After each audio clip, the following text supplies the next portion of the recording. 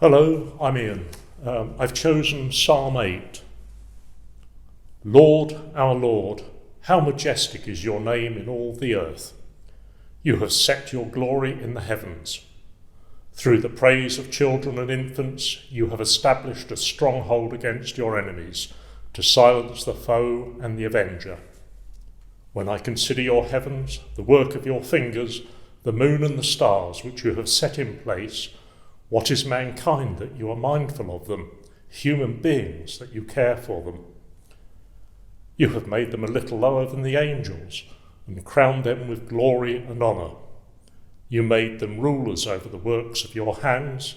You put everything under their feet, all flocks and herds and the animals of the wild, the birds in the sky and the fish in the sea, and all that swim the paths of the seas. Lord, our Lord, how majestic is your name in all the earth. David, when he was a lad, was a shepherd and would have undoubtedly spent many nights out in the fields, being able to observe the stars in a way that we can't, because there wouldn't have been the light pollution. And obviously in later life it gave him something to consider and reflect upon. And as it says, you set the work of your fingers, the moon and the stars, which you have set in place. What is interesting is also his reflection on mankind, our place in all of this.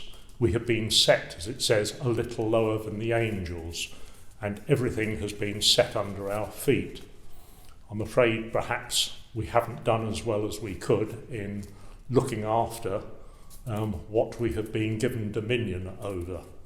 I think in this day and age, we all take too much for granted. We're all busy. We don't have a lot of time to reflect, possibly, and think about these things. In some respects, I think I envy David, because initially he would have had a much simpler life. Okay, in later life it wasn't probably as good, but certainly I think this is a great psalm of reflection.